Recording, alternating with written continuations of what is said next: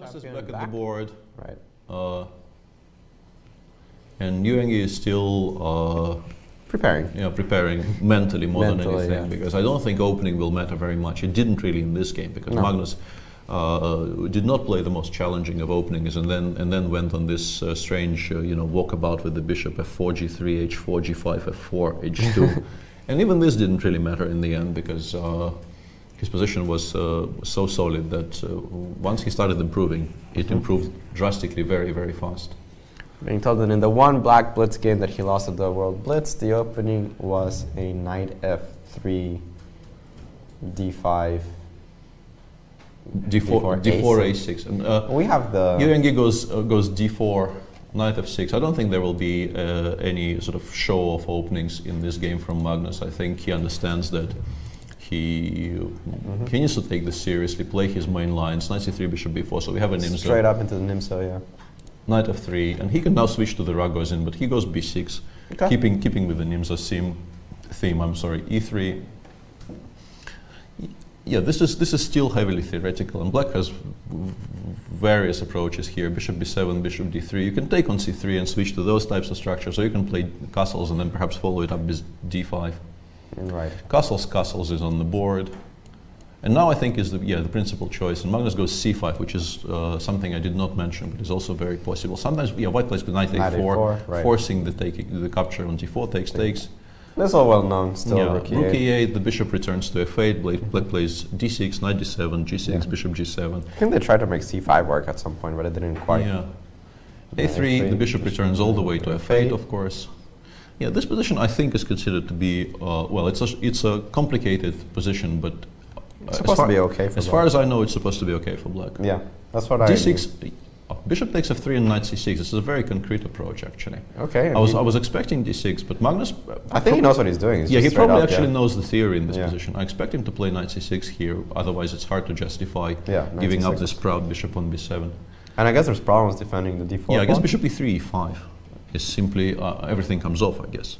Followed by d5, knight e5, Yeah, everything take on just- d3 yeah. and d5, and just everything Just comes to off. exploring the live. We have the live game on the blue screen Yeah. on the bottom left, but this is the analysis we're doing. Here e5 forces white More to or less take, forces because the e4 is a big threat. Yeah. But if you take, and let me do something like this, Yeah, I think this takes is and d5. takes and d5. This I shouldn't mean, be shouldn't be everything very comes hard off, for black yeah. to. I mean, c5. If not for c5, it would be completely equal. But after c5, I have a feeling black should still be quite in doing this quite position. well. Yeah. And also, he can play g5 earlier. Actually, it's probably more precise to play g5 one move earlier.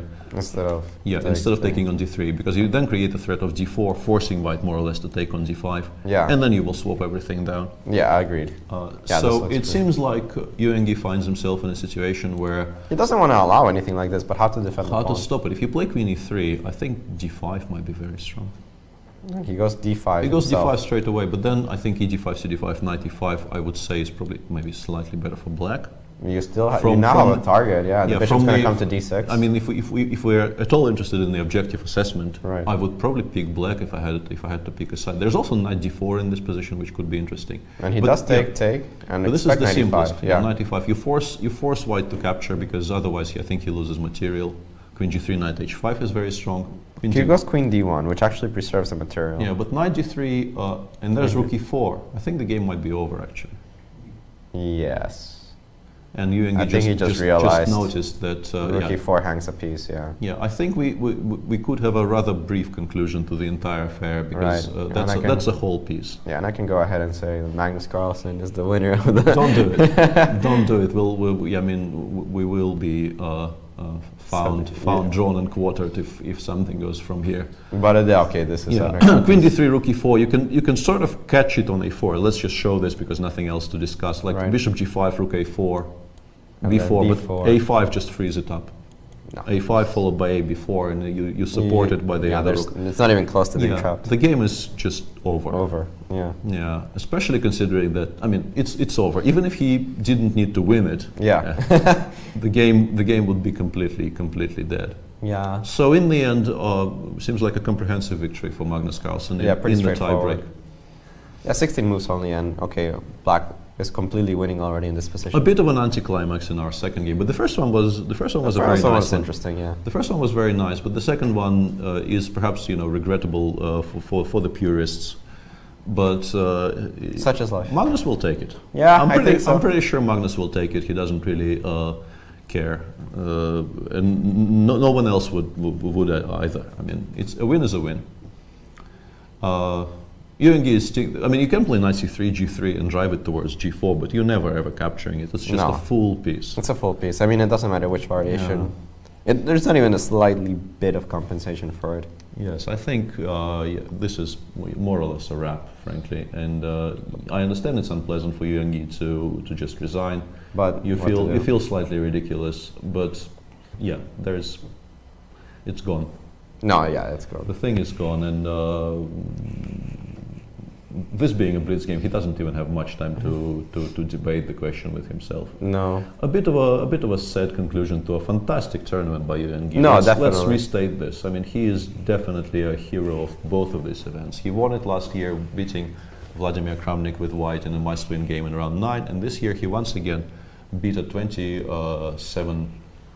Yeah, he'd be one of the top 10 players in the world. Yeah. Beating a 27-75 player on demand in the last round. Yeah, he had a monstrous 28-63 performance in this tournament, and that's really amazing.